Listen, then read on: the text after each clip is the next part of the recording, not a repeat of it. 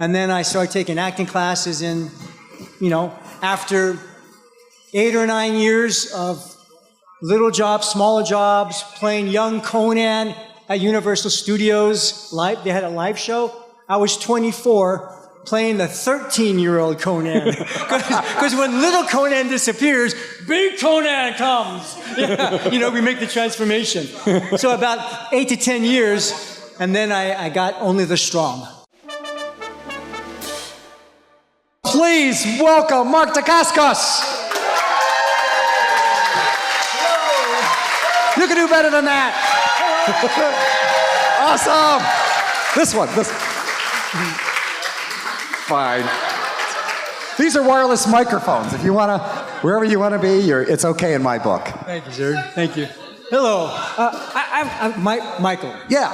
I've got a question for you and for you all. We have a lot of seats up here, and I think we're going to be lonely. Okay. So if anybody would like to is that cool with you? Oh, yeah, this is your time, buddy. Somebody want to just sit up here? It's kind of interesting. It's just a different point of view. So without beating each other up, come and join us. This is the first. 1, 2, 3, 4, 5, 6, 7 seats, and I'll sit in the you're middle. awesome, Mark. I'll sit here, and then whatever you want. Whatever you want. We do this. That looks like it's a fireside conversation without the fire. Oh my God, this is a scream. Right? That's kind of cool. I think we ran out of chairs. Hey, we're out of chairs. I think we're done. I like it because now there's more of us on stage. Now you are what we came. There you go. Right here. And then we're going to remove a chair every now and then. Okay. And do the musical chair thing. Hello. Welcome. What a way to start a Q&A. Mark Decascos, a man of the people. Thank you for being here.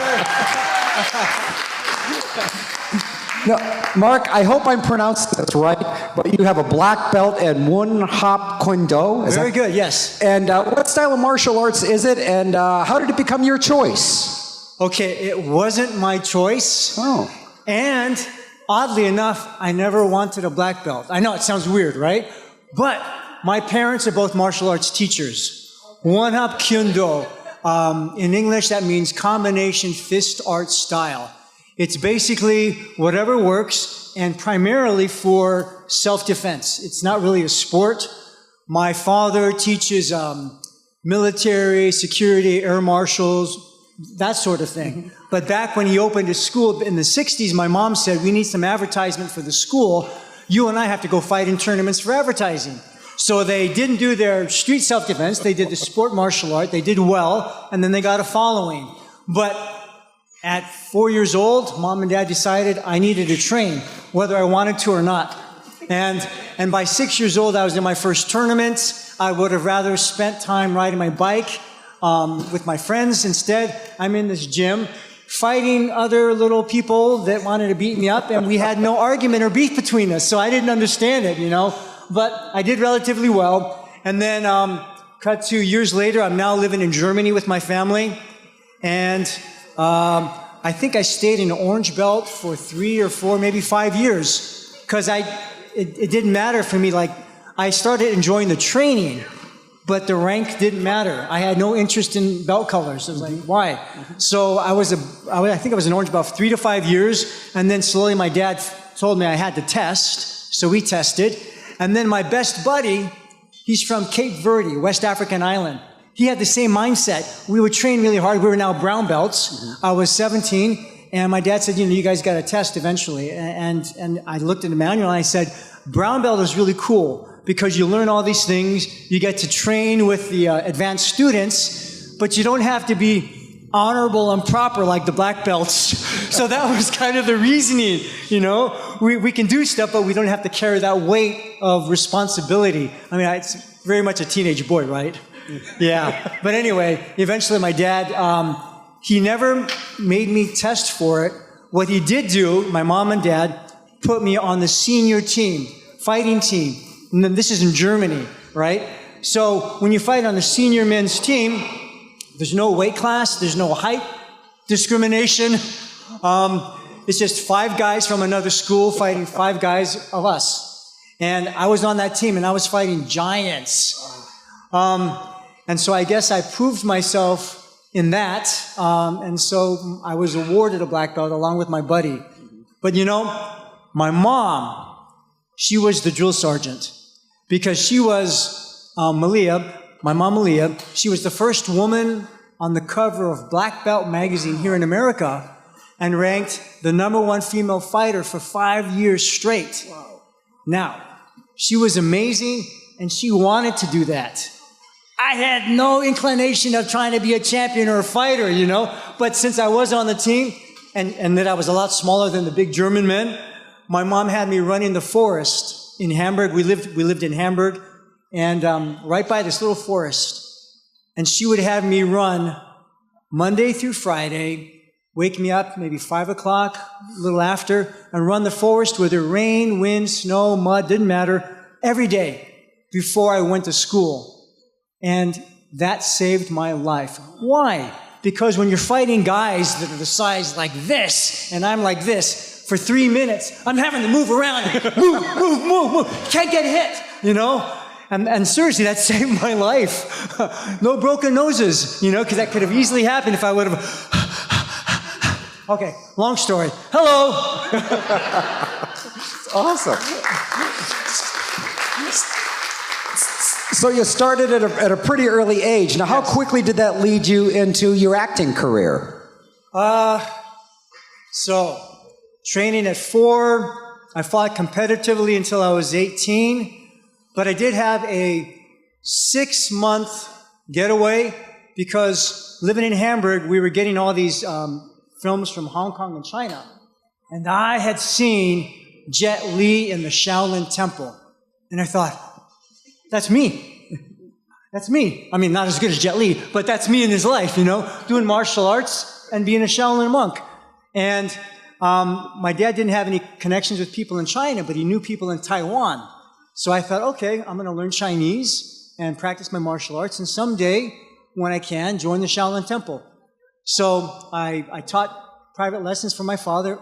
I was playing drums at the time. I sold my drum set, saved my money, and then donations from my family. My father brought me to Taiwan, set me up. I went to Chinese school. I practiced martial arts 6 days a week with this other great teacher, and sometimes on Sundays as well. And this is going to come back to something I want to talk about later. But I paid for, at 17 years old, I paid for my own rent and everything, all my tuition. I was teaching German and English, conversational German and English, to earn money. So I paid my rent, I paid for my Chinese school, I paid for Kung Fu classes. The leftover money was my food money, but it was also my transportation money. And I didn't have enough for both. So I would take the bus to the different places and not eat that day. And then the next day I would eat and walk. And ironically, some of the happiest days of my life. I mean, I was always hungry. But at 17 years old, training martial arts, having this incredible adventure, I was really happy. You know, I slept on a concrete floor. My pillow was made out of a t-shirt with my underwear and socks stuck in it. I had this little roll-out thatched straw sort of mat that I rolled out. The apartment building I lived in, we were on the 6th floor. The elevator had been broken before I moved in there, and it never worked while I was there. And that's good because, you know, leg training, and we had no hot water. And I mean, we had the hot water, you know, the faucet, whatever, what do you call that? Spigot? Yeah, but the knob. What is that name? Is it just a knob? Okay. Yeah, just a knob. Well, we had the hot water knob, but nothing came out of it. So it was just cold water, you know? So it taught me how to take baths and showers in cold water. It was a very interesting life, but it was really happy for me, right? And then I'm jumping around. That's good. Cut to Iron Chef America, some 20 years later, where they actually paid me to have 2 battles a day, right? So that would mean 20 courses of food every single day from Iron Chefs and these incredible challengers. Right? There's not one time when I wasn't sitting at the table eating this delicious food thinking, at 17, I would have never thought they'd pay me to eat. When back then, I only had enough money to go to the street food. You know, you go to the vendor and you sit like this, and I'm eating on the curb like everybody else. You know, and then I'm the chairman, you know, sitting like this with all this incredible food. It was the life. It's so crazy. So, back to your question. Did it take me long to go from martial arts to acting? Yes and no. It depends on what you call acting. Because, so, I'm in Taiwan, things changed. I went back to Germany, found my way to Hawaii, back to California. I was in California. And I was teaching for my mom, getting ready for a community college. And I was walking through San Francisco, Chinatown. I was 18, almost 19 years old. And a director, assistant director, and a makeup artist stopped me on the street and asked me if I wanted to audition for a movie. And I said, no, thank you. And they said, why not? And I said, I'm not an actor. You know, because for me, like in Kung Fu, which is very interesting, Kung Fu, of course, we think it means martial art. And nowadays it means martial art. But one of the original meanings for Kung Fu was skill. Skill attained through hard work and long time. So, you know, it took me a long time to get decent at martial arts. I'm not going to just jump in and pretend I'm an actor. It didn't click, you know? So the guy said, well, if you change your mind, here's my card, give me a call. And then I tell my mom about it. Nonchalantly, I teach a couple classes. Oh, by the way. And she goes, well, why don't you try it? And I said, excuse me? She says, well, you thought you were going to be a monk. That didn't work out. You know, you're not sure about the military or writing. You know, life is a big roller coaster. Go audition. You know, the worst that can happen is you don't get the job. Right now, you don't have the job anyway. I'm like, she has a good point. Moms usually do.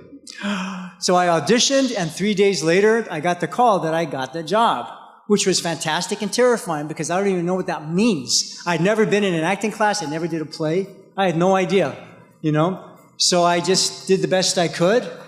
And then something weird happened where I thought, this is, one, really fun, and two, it's very interactive with people in the crew, with the actors. You're telling stories, you're connecting.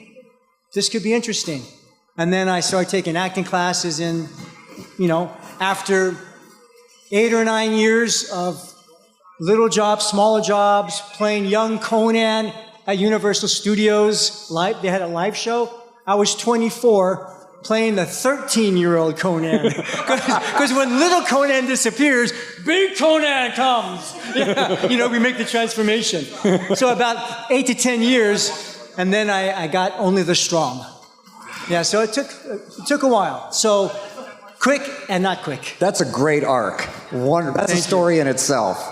Thank you. So let's talk about Iron Chef real quick. How did the role of the chairman even come about? How did that happen for you? So apparently, somebody in Japan working at, I think it was Fuji Studios, was a fan of a movie called Le Pacte des Loups, Brotherhood of the Wolf. It's a French movie I did. Thank you. One person. A lot of my friends wouldn't see it because they didn't want to read subtitles back then. But thank you. But it's a French movie. Monica Bellucci, ring a bell? Anybody? Yeah? Okay. Got to work with her. She's in the movie.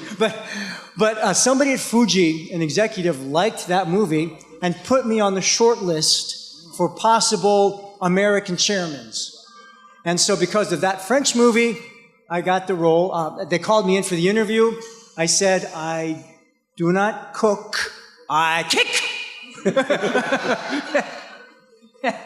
I guess it was close enough. But, you know, I said, I don't cook at all, but what I could do, you know, I'm just spitballing, is taking that passion I have for martial arts and embodying that into the chairman. You know, backstory, I was just thinking on the fly, backstory, what if the chairman, my chairman, loved cooking, but he just didn't have talent at it, but he had some skills in martial arts. Mm-hmm. So he just kind of took that spirit into Ale cuisine, broccoli, soybeans.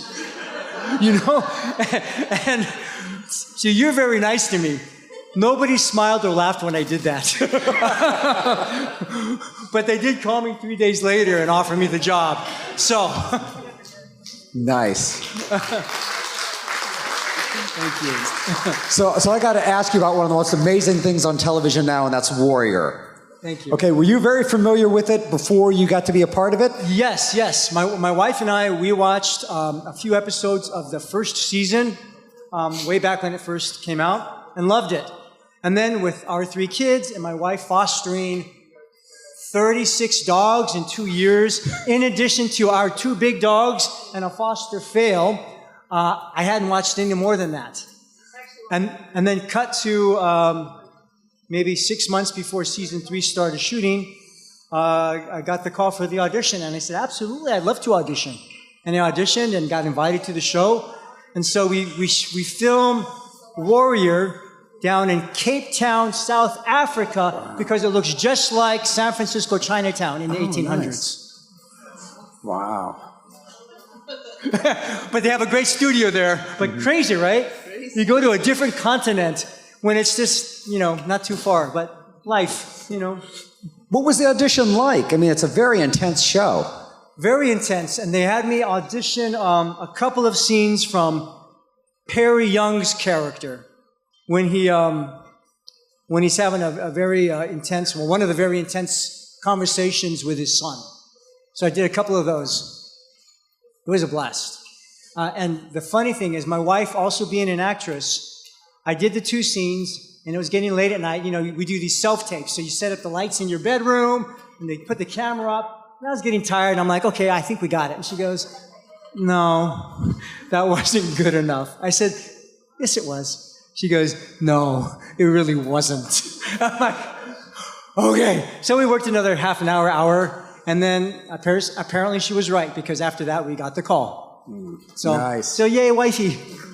Women know. Yeah. Women know. So I got to ask, is like the atmosphere on the set, is it as disciplined as it looks, or is it more fun than it looks? Because it is such a... It is. It's very disciplined in a very fun way. For example, in the tent, running lines, talking, and then somebody will say, hey, push-up challenge. I'm like, is that fun? I don't know. We're on break, but it's like that, But the people are so cool. I'm so happy to be there, and it really becomes a family. I mean, and everybody on the show, we're all Bruce Lee fans. Mm-hmm. So to be able to bring Bruce's spirit, to the screen after all these years and his own writing is an honor and a joy. It's amazing. So, the choreography with the fighting, I mean, do they use any kind of doubles or anything? Because it looks incredibly dangerous. So, Brett Chan is a stunt coordinator, fight choreographer, and he's got this incredible team. So if things are too dangerous or one of us, we can't do it just right, the stuntman is always there to help us. Okay. Absolutely. We have tremendous backup. But of course, we're encouraged to do as much as we possibly can. And, okay, here's a little something. So, on the way to Cape Town, apparently, I was in Portugal studying with my acting teacher. On the way, I got COVID. So the first day that we had a big table read, Shannon Lee was there, Linda Lee, Bruce's wife. Everybody was there. I couldn't go. I had to stay in my apartment for 10 days, and I did my table read via Zoom, right? So 10 days, no training and all that. Then my first fight scene at the tea house, we did 6 or so takes of this first move, and I jump up and I throw this bam, and they got it. The director was all happy with it, and then just for giggles, let's try one more take and do something different with it. So I threw the kick a little bit different, tore my hamstring. And I never had. I tore it once when I was 16, many years ago, and then I did the kick, and we got, yeah, that's great, let's move on. And I went over and I went, I think I injured myself. And they injured, how? I said, I don't think I can kick with my left side. Can you kick with your right? Yeah? Okay, we're good. so you make it work. But so we finished that night, but for the next 3 weeks before the next big fight scene, I went to rehab and got myself back together, But things happen. Things happen all the time, and you just, life.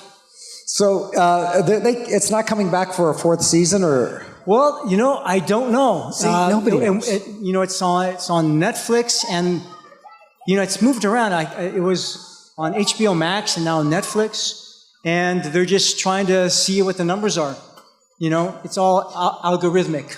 Yeah, it's just an amazing story. Yeah. Before we get to anybody else's questions, I have just one more, and that is, are there any upcoming projects you can talk about that you got going on? 2 really cool projects coming up, and I can't talk about what they are. But they're good. But I can say, in one of them, I get to wear Spanx, and I have a comfort goose. Who knew? Who knew? So, there. Excellent. All right. Does any of our regular panel of folks on the stage have any questions? Right here? So, use the mic. There you go. You mentioned Brotherhood of the Wolf, and that is definitely one of my favorite films. Tons of awesome fight scenes. Are any of those filmed on set or all on a soundstage? Great. So I'm happy to say, Brotherhood of the Wolf, the French movie, we shot for about 6 months in France and some in England, and all but one day was on location. Yes, so you see those castles and all the houses, everything. That was all real. That was there. Okay, opening fight scene for those of you who haven't seen it. The opening fight scene, yes, we fought in the rain, on the side of a mountain, in mud, with a trench coat. I had a trench coat like this, but it was all buttoned up, leather, so it's soaked in water. Underneath that, I had a wetsuit, which was already soaked with water and pee-pee, because you make it warm for yourself, No, I did not. A big leather hat, right? And when it wasn't raining naturally, we had rain machines to make it rain on us. And interesting trivia, the director of photography for Brotherhood of the Wolf is the same director of photography for The Shape of Water and John Wick 2, 3, and 4. The incredible Dan Lauston. Yeah. But yes, it was, we shot that opening fight scene for 2 weeks, and then I think they only used most of the footage from the first week. But it was extremely difficult, but really fun. Really fun. Any other questions from our panel on stage? Down here? All right, so we kind of talked about, your martial arts background. So how much... Just how we planned it. So how much of your martial arts discipline went into your acting discipline? I love that question.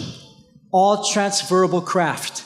I work with this incredible teacher named Patsy Rodenberg, and we all benefit from her work because she was the head of voice at the Guild Hall, and from the Guild Hall we get Joseph Fiennes, Orlando Bloom, Daniel Craig, Lily James, and I've been one of her students for over 20 years, and we just talked about this because the same discipline and work on craft that you need for martial arts, you need it for acting, I would argue, if you want to be able to play characters other than your own personality, with your voice, with your breath, with your presence, with your body language.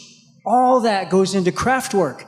So in martial arts, for example, Friday night fight class, my mom held. It's 1 hour Friday night fight class. We did 3 things on Friday night in her 1 hour class. We ran for 20 minutes in the room. Back, she says, switch, we change directions. Change angles, we're doing this. Zigzagging, running, 20 minutes running, right?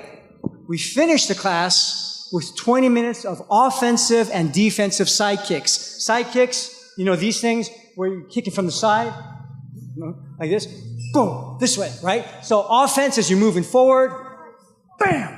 Defense, you're moving back, right?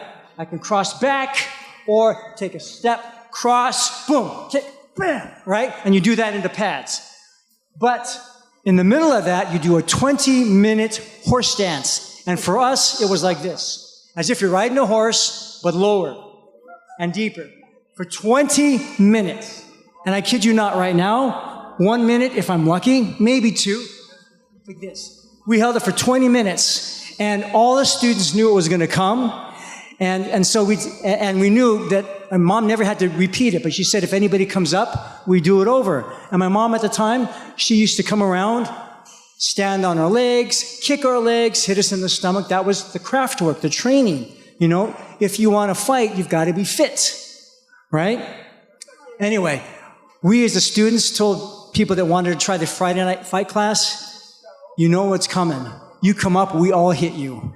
You hold that horse stance if you're coming in here, because 20 minutes is bad enough. And the funny thing is, it's not funny, but after I stopped doing Mom's Friday night fight class, I don't even come close to doing 20 minutes. Like I said, 1 or 2 minutes max. But that craft training, so that craft, right? Craft is that foundation or that scaffolding for skills.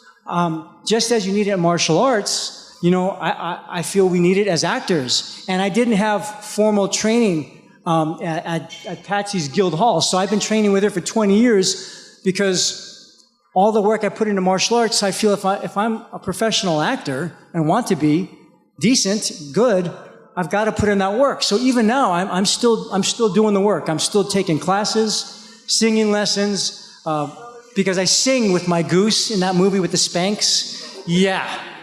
Spanx, singing, goose. Not to be missed. But all that craft training and discipline, it's transferable. Yes. All right. Let's get some questions for the audience, and please make these questions for Mark, no one else on stage. Well, that would be kind of fun, though, huh? Yeah. Dangerously fun. We have a question over here. How was it like working with Alton, and did you actually learn any cooking? Oh, Alton Brown? He's fantastic. Yes, he's really that smart. It's mind-boggling. And he's just lovely. He's lovely. Very intense. And then when he does joke, you're not sure if he's like meaning to joke. So he's got that dry sense of humor, you know. But I love him dearly. He's wonderful. He's wonderful. Oh, did I learn to cook? No! but bear with me. Here we go. Do you know why? They're too fast. They'll say something, you know? I mean, I've learned some of the verbiage, you know, but it's kind of like aerospace engineering. You know, they're the best of the best, and they're going at hyperspeed, and for 1 hour you're going, how do they do 5 courses in 60 minutes? I mean, I do scrambled eggs, it takes 15 minutes. I'm like, la, la, la, la, oh, burned them, gotta do it again. Anyway, you know, it's crazy. But, yeah, I have huge, you know, what it did give me was even more respect, again, because the craft they have, all those years to get that good. I mean, anybody who can do that, anybody who's good at anything has put in a lot of time and effort to get those skills. Yeah. Welcome. So actually, I have a question. You were on the Crow TV series. What was that experience like, and was your performance affected at all by the first Eric Draven, Brandon Lee's performance? It was certainly affected by Brandon Lee because, one, I thought Brandon was an amazing Crow, and I love Brandon Lee as a human being. I knew him as a kid, so I love him as a human being, and I think he was a fantastic actor. So it affected me in my heart. But the trap would have been to try to be Brandon. Who can be Brandon but Brandon? I would have been a terrible imposter. And so what I tried to do is to honor what he did by doing my own version with my hopefully open heart and understanding of the story, to be present with right now. And that was Brandon's. You can't try to copy that. Does that make sense? Absolutely. And once I said, don't try to do what you think he may have done. Do your deal. That's how you service the story. And James O'Barr, the writer. And once I got that, I was good to go. Got time for a few more questions. And then you actually have your photo op, and then you'll be signing. So you have a photo op right after this. Okay, thank you. Thank you. In your film and TV work, have you ever gotten to choreograph your own fight scenes? Yes. So there's a movie, I'm thinking back, because usually the choreographers are very collaborative. So they come in with a set of, the bones, and if something doesn't work or doesn't feel right, actually they've all been very collaborative. We just tweak it. So you always get a little bit of input in there. And then in Hawaii Five-0, there's a fight scene I did. Oh, incredible actor. He plays McGarrett's SEAL instructor, Terry O'Quinn, I think. But yes, we had a fight in his apartment, and that one I helped out a lot with the choreography. And Crying Freeman, there's a part where I do a butterfly twist in between two swords, and I worked closely with the choreographers and did that. Nearly everything, they for the most part, they're very collaborative, and we get to say. Yes. Okay, we have time for just one more question. Right down front, right here. Once again, he's got a photo op, then he's going to be at his table where you can hang out. So that's going to be... You're all coming to the photo op with me, right? Yeah. And actually, you can get your picture taken with all these people at the same time. Mark. There you are. I just want to say that I became a fan of yours because of the Iron Chef. Thank you. Thank you. One of my questions is what do you like doing better, playing a bad guy or a good guy? Great question. Thank you. And what I found for me is that you get into the story and you play the character, good guy, bad guy. When I play it, he's always the good guy. And I think that's the thing, right? From that character's point of view, he's doing the right thing. He's doing the good thing. Like, when I was doing WoFat, crazy thing was I was going from New York to Hawaii because we were shooting, some of the seasons were overlapping. So I do both, from broccoli to, good thing I didn't get mixed up, right? But for Hawaii Five-0, for example, you see this guy and he's a bad guy. And then the story arc, the writers did a brilliant job because you get to see his backstory. His mother had been, incident with McGarrett's mother and all. And not that it justifies what WoFat's actions were, but at least you have an understanding of where it could go, why it went that way. So for me, it's like, what is that character? Who's that character I'm playing? And what they're doing is right for them. Must be the good guy. So you play it like that. Yeah, that's thus far. Because I think if I actually, maybe I'll try playing a bad guy, but then I don't even know what that is. Because from that point, I think that's the difference, right? A good guy does the right thing for himself and for other people. And the bad guy does the right thing just for him. There you go. Well, a big round of applause for Mark Decascos and our distinguished panel. Give it up for Mark Decascos and our panel. Thank you. What a great Q&A. Thank you, everyone. Thank you, Mark. He's going to get a photo op and then do some signing. All right. Thank you. Good to meet you. Hi, this is Aaron Douglas, Chief from Battlestar Galactica. You are watching Fandom Spotlight. Have fun and follow your fracking fandom.